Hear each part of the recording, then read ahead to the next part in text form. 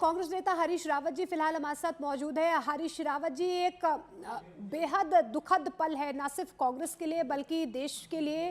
देश ने आज मनमोहन सिंह को खो दिया, लेकिन उनके योगदान को आज भी देश याद कर रहा है।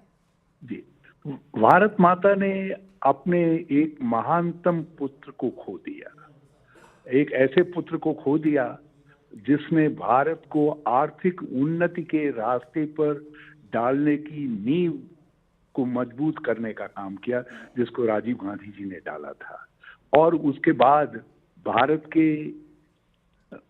प्रधानमंत्री के रूप में उस बुनियाद पर एक भव्य इमारत भारतीय अर्थव्यवस्था की खड़ा करने का काम किया।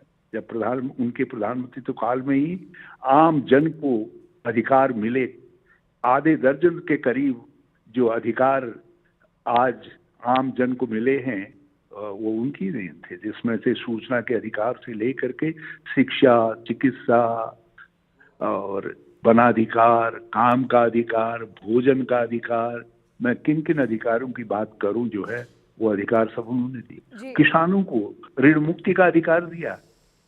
एक बड़ी ऋण माफी योजना उन्होंने किसानों के लिए लागू करने का काम किया और एमएसपी को लगभग उन्होंने दुगना करने का काम किया। उनके कार्यकाल में ही जो है किसानों को अच्छे मूल्य मिलने लगे, उनके उत्पादों के जो है उसको डालने का काम किया। और भारत की अर्थव्यवस्था की बुनियाद जिस समय हिल रही थी, तो उस समय उसको पुख्ता करके, उसको नए मॉडल पर ढाल करके उन्होंने जो नया आज का आर्थिक भारत है उसके वो निर्माता थे और एक महामानव थे। एक ऐसे व्यक्तित्व थे जिनको उनसे मिलने वाला कोई भूल नहीं सकता। सादगी के प्रतीक थे, मगर दृढ़ निश्चय लेने में कभी पीछे नहीं रहते थे।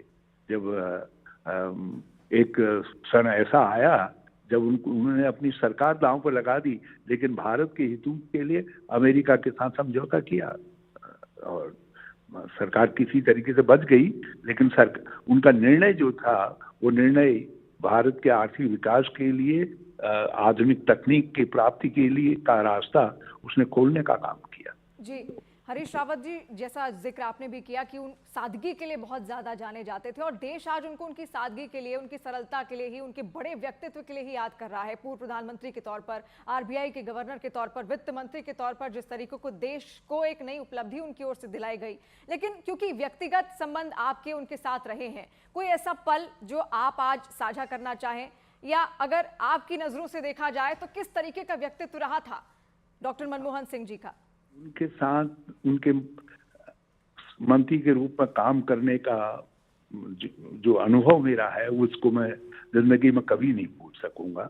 जितना वो स्नेह देते थे, अपने मंत्री के मन में विश्वास पैदा करते थे और निर्णय लेने की स्वतंत्रता देते थे। मैं एक बार किसी भाजपा शासित राज्य के कोई प्रस्ताव आया था वित्तीय स्वीकृति का, जब उसको लेकर के उनका पास गया तो मैंने कहा साहब ये इस तरीके का प्रस्ताव आया है, तो इसमें क्या आज्ञा है?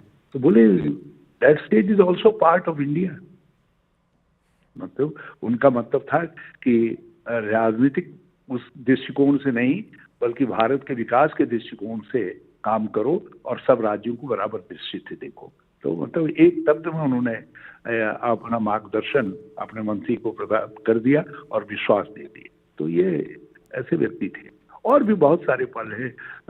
क्या हाल फिलहाल में कोई बातचीत आपकी उनसे हुई हो या मुलाकात कोई हुई हो हरीश जी?